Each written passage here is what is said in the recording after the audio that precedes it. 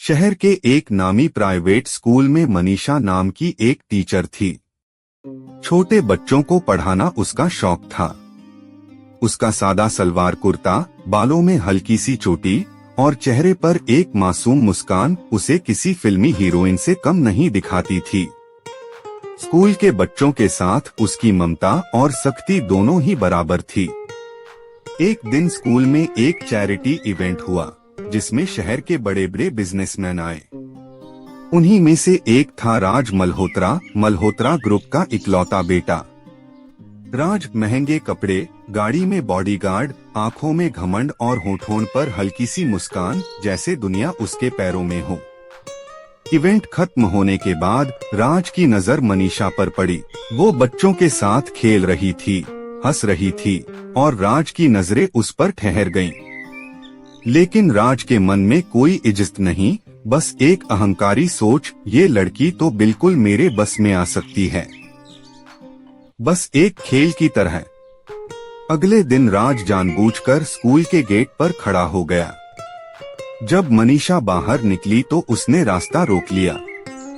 राज, hi miss teacher, मैं आपको कल से ढूंढ रहा था।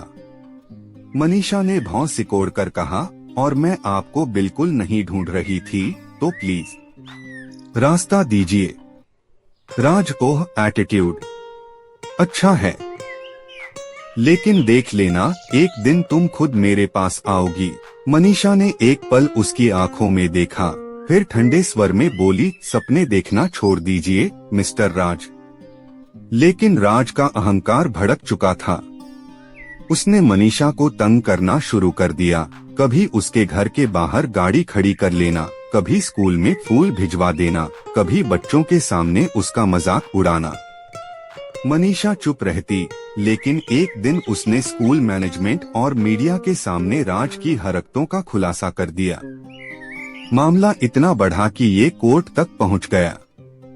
कोर्ट में जज ने साफ कहा, राज मल्होत्रा, आप समाज में एक मिसाल बनने की बजाय एक शिक्षिका को सार्वजनिक रूप से परेशान कर रहे थे। आपकी हरकत से उनकी प्रतिष्ठा को ठेस पहुंची है। कानून के अनुसार आप या तो जेल जाएंगे या फिर अपने कर्म की जिम्मेदारी उठाकर उनसे विवाह करेंगे। यह सुनकर पूरा कोर्ट हक्का बक्का रह गया। मनीषा ने कहा, मैं ये शादी नहीं चाहती जज, मैं आपको मजबूर नहीं कर सकता, लेकिन अगर आप चाहें तो ये फैसला आपके पक्ष में उनकी जिम्मेदारी तय करेगा। काफी सोचने के बाद मनीषा ने कहा, ठीक है, अगर यही उनका असली चेहरा है तो शादी के बाद भी सामने आ जाएगा। राज का चेहरा उतर गया, लेकिन कोर्ट का आदेश टाल नहीं सकता था। शादी का दिन राज ने शादी में सिर्फ औपचारिकता निभाई। मंडप में बैठते समय भी उसके चेहरे पर मुस्कान नहीं थी। विदाई के बाद जब मनीषा पहली बार उसके घर आई, राज ने साफ कहा, ये मत सोचो कि मैं तुम्हें अपनी पत्नी मानूंगा, मेरे लिए तुम बस एक बोझ हो। मनीषा ने ठंडे स्वर में जवाब दिया, आपका मानना या न मानना मुझे फर्क नहीं पड़ता। मैं यहाँ अपने आत्मसम्मान के लिए हूँ, आपके प्यार के लिए नहीं। सुबह की हल्की रोशनी पर्दे के बीच से कमरे में आ रही थी। मनीषा बिस्तर के किनारे बैठी थी, आंखों में नींद कम और सोचें ज्यादा थीं। राज कमरे में दाखिल हुआ, हाथ में कार की चाबी थी। राज ने बिना उसकी ओर देखे कहा, नाश्ता डाइनिंग टेबल पर रखा है, अगर खाना हो तो खा लेना। मनीषा ने हल्की मुस्कान के साथ जवाब दिया, आप चिंता मत कीजिए, मैं भूख प्यास संभाल सकती हूँ। राज पल भर के लिए ठहर गया, जैसे उसकी आवाज में एक अजीब सी ठंडक और दृढ़ता उसे छू गई हो। लेकिन फिर वो कुछ कहे बिना चला गया। शादी के बाद भी राज अपने पुराने दोस्तों और गर्लफ्रेंड के साथ वक्त बिताता। मनीषा ने कभी तकरार नहीं की, लेकिन हर बार जब राज देर रात शराब की महक लिए घर आता तो वो सिर्फ एक गिलास पानी रख देती और कहती, कम से कम अपने लिए नहीं, अपने परिवार के नाम के लिए तो होश में रहिए। राज अक्सर चिढ़कर कह देता, तुम मुझे बदल नहीं सकती मनीषा। और मनीषा शांत स्वर में कहती, बदलना मेरा काम नहीं, बदलना समझ का काम है। एक रात राज की कार का एक्सीडेंट हो गया। चोट ज्यादा नहीं थी, लेकिन उसके हाथ में मोच आ गई। अस्पताल में वही मनीषा थी जो उसका हाथ पकड़कर बोल रही थी, मैं यहाँ हूँ, आप अकेले नहीं हैं। राज को पहली बार महसूस हुआ कि जिस औरत को उसने बस कोर्ट का बोझ समझा था, वो बिना किसी शिकायत के उसके पास खड़ी थी। उस रात घर लौटते वक्त राज ने धीरे से कहा, तुमने मुझे अस्पताल में क्यों संभाला जब तुम्हें मेरी परवाह नहीं। मनीषा ने उसकी तरफ देखे बिना कहा, परवाह इंसानियत की जाती है, न कि सिर्फ रिश्तों की। और आप, चाहे माने या नहीं, मेरे पति हैं। दिन गुजरते गए। मनीषा घर को संभालने लगी, स्टाफ का ख्याल रखती, बुजुर्ग सास ससुर की सेवा करती। एक दिन राज ऑफिस से लौटा तो देखा माँ हंस रही थीं, पापा पुरानी कहानियां सुना रहे थे और मनीषा सबके साथ चाय पी रही थी। उस पल राज को एहसास हुआ, उसके घर में खुशियों की जो कमी थी वो इस औरत ने पूरी कर दी थी। एक शाम राज ने पहली बार मनीषा को ड्राइव पर चलने के लिए कहा, राज अगर फुर्सत हो तो थोड़ी देर साथ चलोगी। मनीषा हल्की हंसी के साथ बोली, फुर्सत तो है, लेकिन ये पूछने का अंदाज थोड़ा अजीब है। राज, क्यों मनीषा? क्योंकि ये पहला मौका है जब आपने मुझसे कुछ अच्छे से पूछा है। उस रात कार की खिड़की से ठंडी हवा अंदर आ रही थी और रेडियो पर पुराने गाने बज रहे थे। राज ने महसूस किया, मनीषा की आंखों में एक सुकून है जो उसके अंदर की बेचैनी को धीरे धीरे शांत कर रहा था। ड्राइव से लौटते वक्त राज कार पार्क करके कुछ देर यूं ही स्टीयरिंग पकड़े बैठा रहा। मनीषा ने उसकी तरफ देखा, फिर धीमे स्वर में पूछा, क्या सोच रहे हैं? राज ने एक गहरी सांस ली, सोच रहा हूँ शायद मैं तुम्हारे बारे में गलत था। मनीषा हल्के से मुस्कुराई, गलतफहमी भी कभी कभी रिश्तों की शुरुआत होती है, अगर उसे सही तरह से समझा जाए। राज पहली बार उसके जवाब में ठहराव महसूस कर रहा था। वो अब सिर्फ उस लड़की को नहीं देख रहा था जिसे कोर्ट के आदेश से उसने अपनाया था, बल्कि एक ऐसी औरत को देख रहा था जो उसके घमंड और गुस्से के पीछे भी इंसानियत तलाश लेती है। दिन बीतते गए। राज का मनीषा के साथ रहने का तरीका बदलने लगा। अब वो रात को देर से लौटने के बजाय डिनर के समय घर आने लगा। मनीषा भी खाना बनाकर इंतजार करती। एक रात जब वो खाने की टेबल पर बैठे थे, राज ने पहली बार उसकी बनाई दाल का स्वाद लेकर कहा, तुम्हारे हाथ की दाल वैसी है जैसी मेरी माँ बनाती थी। मनीषा ने बस मुस्कुराकर कहा, तो फिर ये रोज बन सकती है। उसके शब्दों में अपनापन था और राज को लगा जैसे उसके अंदर का ठंडा पत्थर धीरे धीरे पिघलने लगा हो। एक शाम मनीषा बालकनी में खड़ी थी। हल्की बारिश हो रही थी, हवा उसके बालों को उड़ा रही थी। राज चुपचाप पीछे आकर खड़ा हो गया। तुम्हें बारिश पसंद है? उसने पूछा। मनीषा ने बिना पीछे मुड़े कहा, बारिश दिल को साफ कर देती है। राज ने धीरे से उसके कंधे पर हाथ रखा। वो पल अजीब था, न मजबूरी न गुस्सा, बस एक हल्की सी गर्माहट। मनीषा ने उस स्पर्श को महसूस किया, लेकिन चुप रही। अब राज अपनी गर्लफ्रेंड से मिलना बंद करने लगा था। दोस्तों की पार्टी छोड़कर घर लौटना उसकी आदत बन गई थी। एक रात उसने मनीषा को कहा, मैंने तुम्हें कभी मौका ही नहीं दिया, लेकिन अब देना चाहता हूँ। मनीषा ने उसकी आंखों में देखा, मौका नहीं, भरोसा चाहिए, और भरोसा समय लेता है। राज ने सिर हिलाया, तो मैं इंतजार करूंगा।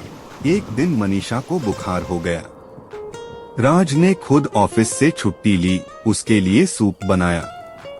जब वो सूप लेकर कमरे में आया, मनीषा ने हैरानी से देखा, ये सब? राज ने मुस्कुराकर कहा, तुमने मेरी देखभाल की थी, अब मेरी बारी है।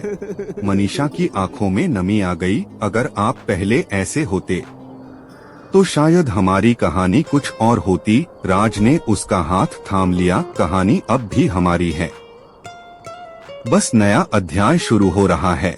ठीक है, मैं इस कहानी को आगे उसी अंदाज में और लंबी विस्तार से गहरे संवादों और भावनाओं के साथ जारी रखता हूँ, ताकि इसमें रोमांस, इमोशन और रिश्ता धीरे धीरे खिलता हुआ महसूस हो।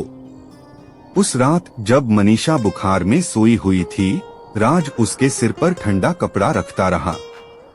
कमरे की हल्की रोशनी में उसका चेहरा और भी मासूम लग रहा था। राज ने धीरे से उसकी पेशानी से पसीना पोंछा, जैसे पहली बार उसके स्पर्श में कोई अधिकार, कोई अपनापन आ गया हो। राज के मन में ख्याल आया, मैंने इसे कितना सताया और ये फिर भी मेरे पास है। सुबह होते ही मनीषा ने आंखें खोली तो देखा राज उसी कुर्सी पर सोया हुआ है, सिर हाथ पर टिका हुआ। उसके चेहरे पर थकान थी, लेकिन अजीब सी राहत भी। मनीषा ने धीरे से फुसफुसाया, राज उठिए, ये आपकी जगह नहीं है, बिस्तर पर सो जाइए। राज ने नींद में ही कहा, नहीं, मैं यहाँ ठीक हूँ, तुम्हें अकेला नहीं छोड़ सकता था। उसके लहजे में जो सॉफ्टनेस थी, वो मनीषा ने पहले कभी महसूस नहीं की थी। कुछ हफ्तों बाद घर का माहौल बदल चुका था। राज अब मनीषा के साथ नाश्ता करता, ऑफिस जाते समय अलविदा कहता और शाम को लौटकर उसके साथ समय बिताता। एक शाम राज ने मनीषा को कहा, आज डिनर बाहर करते हैं, बस तुम और मैं। मनीषा हल्के से हंसी, और आपकी पार्टीज? राज ने मुस्कुराकर जवाब दिया, अब मेरी पार्टी तुम्हारे साथ है। रेस्टोरेंट में राज ने पहली बार मनीषा को गौर से देखा। उसकी आंखों में कोई बनावट नहीं, कोई दिखावा नहीं, बस साफ सच्ची चमक। डिनर के बीच में उसने कहा, मनीषा, मैं सोच रहा हूँ, हमारे बीच जो मजबूरी थी, अगर वो न होती तो क्या तुम फिर भी मेरी जिंदगी में आती? मनीषा ने थोड़ी देर चुप रहकर कहा, शायद अगर आपका दिल वैसा होता जैसा आज है तो हाँ। राज ने हल्की सी मुस्कान दी, तो मुझे आज का राज बने रहना होगा। एक रात बारिश के बीच बालकनी में दोनों साथ खड़े थे। मनीषा ने हाथ फैलाकर बूंदों को महसूस किया। राज ने कहा, तुम्हें बारिश सच में बहुत पसंद है न मनीषा? हाँ, बारिश में लगता है जैसे पुराना दर्द धुल जाता है। राज ने धीरे से उसका हाथ थाम लिया, तो क्या हम दोनों भी पुराने गिले शिकवे बारिश में बहा दें? मनीषा ने उसकी आंखों में देखा। राज, भूलना आसान नहीं होता राज, लेकिन कोशिश शुरू की जा सकती है। मनीषा ने एक पल सोचा, फिर हल्के से मुस्कुरा दी। धीरे धीरे रिश्ता गहराने लगा। एक दिन मनीषा स्कूल से लौटी तो देखा पूरे घर में फूलों की खुशबू थी। डाइनिंग टेबल पर उसका पसंदीदा केक रखा था। राज ने कहा, आज तुम्हारी जिंदगी का हिस्सा मैं सेलिब्रेट करना चाहता हूँ। मनीषा, कोई खास वजह? राज, खास वजह ये है कि तुम हो और मैं शुक्रगुजार हूँ। मनीषा ने पहली बार महसूस किया कि उसके दिल की दीवारें टूट रही हैं। उसने धीमे से कहा, राज, शायद अब मैं आपको एक मौका दे सकती हूँ। राज ने उसका हाथ पकड़ते हुए कहा, मैं इंतजार कर रहा था, बस तुम्हारे इस जवाब का। कुछ महीनों बाद दोनों अब एक दूसरे की आदत बन चुके थे। मनीषा के हंसने पर राज के चेहरे पर मुस्कान आ जाती और राज के थककर आने पर मनीषा उसका सिर सहला देती। एक शाम जब सूरज डूब रहा था, राज ने मनीषा से कहा, तुम्हें याद है कोर्ट के दिन तुमने कहा था कि मैं तुम्हारे प्यार के लिए यहाँ नहीं हूँ? मनीषा, हाँ याद है। राज, तो आज मैं कहना चाहता हूँ, मैं यहाँ सिर्फ तुम्हारे प्यार के लिए हूँ। मनीषा की आंखें नम हो गईं। और मैं अब तुम्हारे बिना रह नहीं सकती। राज ने उसके माथे पर एक लंबा सच्चा चुंबन दिया, पहली बार जिसमें कोई अहंकार, कोई मजबूरी नहीं थी, बस प्यार था।